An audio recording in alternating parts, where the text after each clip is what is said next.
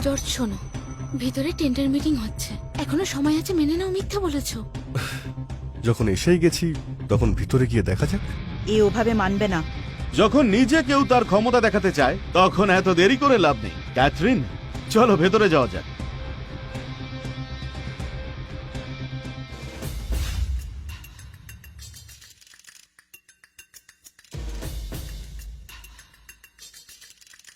Hello miss ভাই, মনে হচ্ছে আপনি এবার টেন্ডারটা জেতবার জন্য প্রস্তুত হয়ে এসেছেন।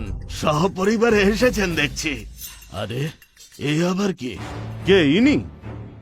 ইনি বাই ফ্যামিলির দূরের এক আত্মীয়। এ না বললেও সব জায়গায় চলে আসে। আসলে এখন ইনি এই টেন্ডারে নিজের ক্ষমতা দেখাতে এসেছেন।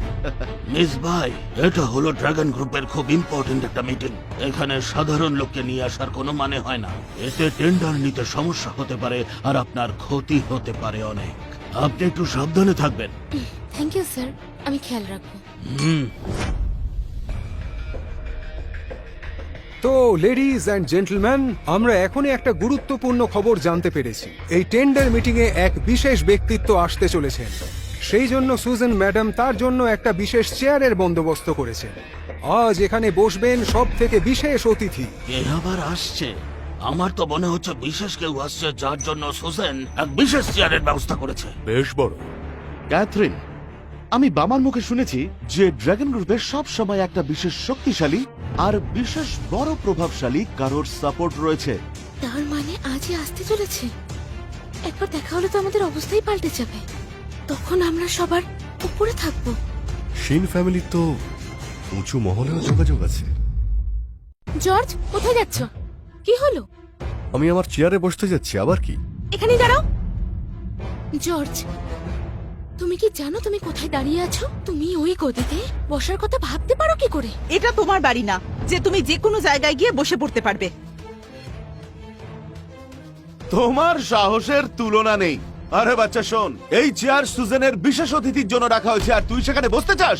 এত সাহস কি করে আসে তোর? স্টেজে রাখা চেয়ারটা তো আমার জন্যই রয়েছে, তাই আমি সেখানে বসতে যাচ্ছি। কি করছো তুমি? পাগল হয়ে গেছো নাকি?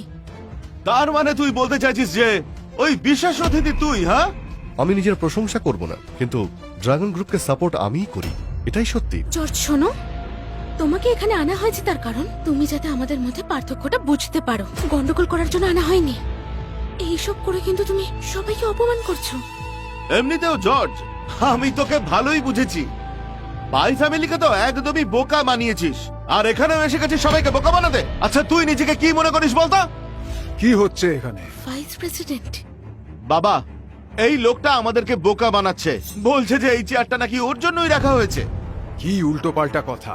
ড্রাগন গ্রুপকে চালানো এই ব্যক্তি এত বড় যে তার সামনে তো আমিও কিছুই নই।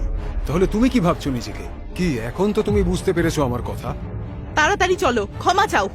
কি ভাবছো? ক্ষমা চাও?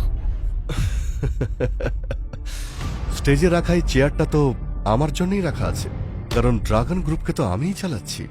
তাই ক্ষমা কেন চাইবো? আমি কিছুই ভুল করিনি। মিস ভাই, রাগ করবেন না। এই সমস্ত লোকের সঙ্গে কি করতে হয় আমি খুব ভালো করে জানি। শোনো, এই পাগল লোকটাকে এখান থেকে তুলে বাইরে ফেলে দাও, তাড়াতাড়ি।